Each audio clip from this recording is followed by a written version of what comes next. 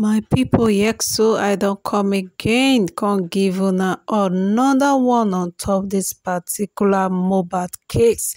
I no go to talk too much because I want make una listen to wetin Dr. Kemi got to talk concerning this particular matter, because we all know say today na im dem wan meet for corona inquest. So I tell una before say they don reopen this particular MOHBAD justice case again, to open am again, meaning say all the people when e be say they arrest and some people when e be say they no arrest concerning this particular case, they go recall them back for corona inquest, question them, ask them question wetin really happen on that fateful day. You when e be say you dey with MOHBAD before e kpai, wetin happen, wetin your eye see on that fateful day, make dem come talk. And those people when e be say they wan settle theirself for that corona inquest.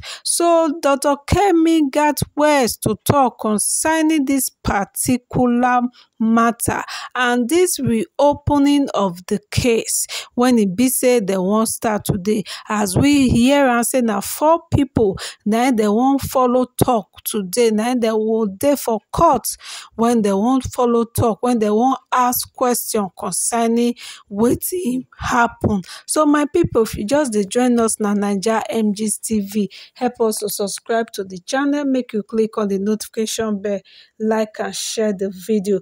As I talked before, I no wan waste una time at all, so make una listen to Dr. Kemi. First of all, in America and Canada, we really do inquests. Let me leave Canada alone. In America, the coroner is the medical examiner. Once they do that autopsy, they know what killed the person. To be sure that it's not something they ingested, drank, or ate, they wait 6 weeks for the toxicology test. That's how it's done in America. That's how I've always known it as done as a journalist, and I've done a lot of crime reporting and things. Now, the British like to do inquests, okay? Nigeria likes to copy the British system. And Falana brought this inquest into it. If you notice, Falana always finds a way to open the case wider so he can get the people that he wants prosecuted. He did that with the Romani, and look what happened in the inquest. It worked against him. Now, this one, he brought an inquest in, put his wife as the one in front, and when his wife did a bunch of shit, he now took over. He banned journalists from inside the courtroom, and the public were there with their phone filming. Imagine. So the journalists don't really hear the details of what they should hear until the lawyer or somebody comes out and tells them after the court ends. That's why I had my own interns in there, okay, as part of the people filming and all that. That's why I've been able to give you this good coverage. Now, tomorrow is the inquest. I don't have anyone to cover it because I'm closing the case today. We've disbanded everybody. I thanked my interns. It was a year worth of work at $10,200, okay? And you guys donated about $2,300 out of that. A lot of that money was my money. I did it with passion, okay? I'm flat broke now. All right, so I'm telling you, the work we did to bring you this coverage was, outstanding. Now, tomorrow's inquest is going to be Naira Marley, Sam Larry, Felix, and the nurse. So it's going to be a busy day. The nurse is going to testify. Felix is going to testify. These ones are testifying, like the first time. And Felix is the one you saw driving the car. He was the one that drove that car that they rented for the concert and brought them back. Felix will have to say what he heard. Inside that car, Felix will have to say activities that happened inside that car. The Prime Boy fight with MOHBAD. Felix will have to say when they got home, how Prime Boy went on his own and didn't follow them home. He has a lot to say. The nurse has a lot to say about coming from Cotonou. Everybody was given bail. And you remember when Yabo, said she's going to protest at the police told her not to bring a protest here. The case is out of her hands. It's in the DPP. Apparently, the DPP has not done anything since November when Yabo tried to go to the police with a protest. That is the director of public prosecutions. In America, we call that the prosecutor.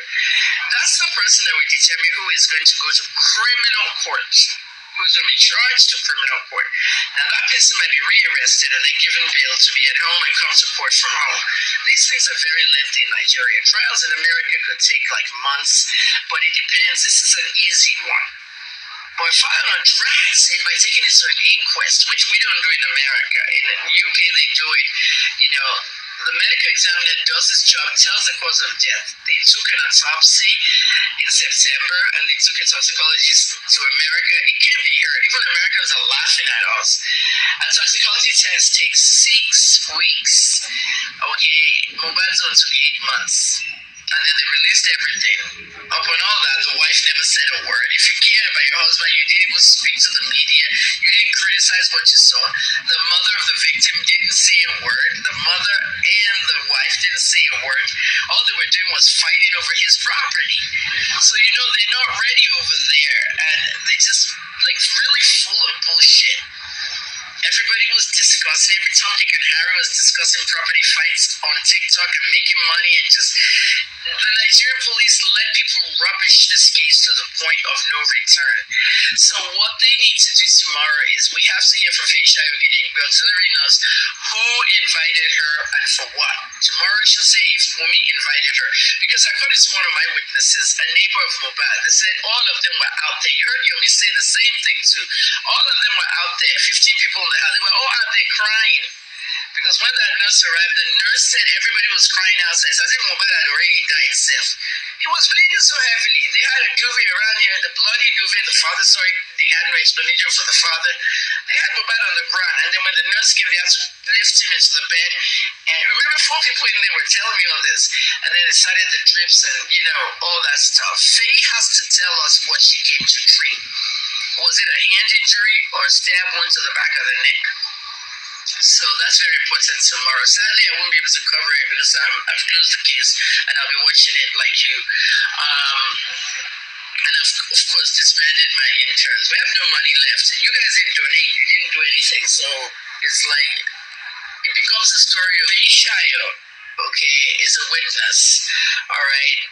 And we need a lot from her. DJ Mami is a witness. So Isha sent her to the pharmacy each time. And she, he may not know what he went to buy. He may be holding a piece of paper to the pharmacy. But the pharmacy may need to be subpoenaed to the inquest. And this is something no one has done. Nobody has mentioned the pharmacy. The pharmacy needs to be invited to the inquest because remember the video I did 2 days after MOHBAD died? I said NAFDAC is complicit to the death of MOHBAD. Why is NAFDAC complicit? Because NAFDAC has really never regulated pharmacy. What would make a young man go to the pharmacy with a list of injectables sent to the pharmacy by a nurse and given without a prescription, and they just buy it? Who are the pharmacists that sold that? Or if it's not a pharmacist, who is the pharmacy staff in that pharmacy near MOHBAD's house that sold those drugs? So the pharmacy needs to show up at the inquest. So if they're going to do inquest forever, okay, everybody's complicit to what killed MOHBAD here. When you're saying what killed MOHBAD, a death certificate should read MOHBAD died of, at least what the police told us via the pathologist, an anaphylactic reaction due to the administration of ceftriaxone, which he reacted to, secondary to a stab wound. And that's what they don't want to put.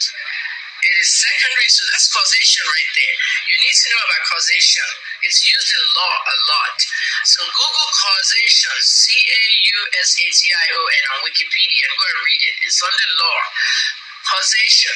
An American man whose mother had stage 4 cancer, dying in pain, wanted to end his mother's misery, and poisoned her tea.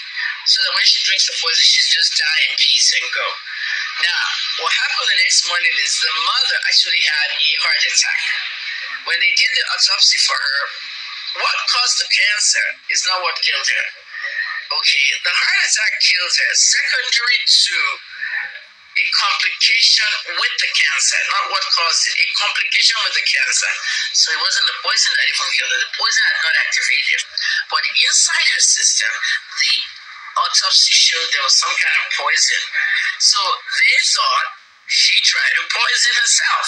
The woman herself put the stuff or whatever the sniper or rat poison is into a drink and drink it so she can kill herself. Sadly, okay, there was evidence that she didn't do it herself and that her son did it. Okay, and that in Yeah, so my people, una don hear from Dr. Kemi all the things when e be say she talk about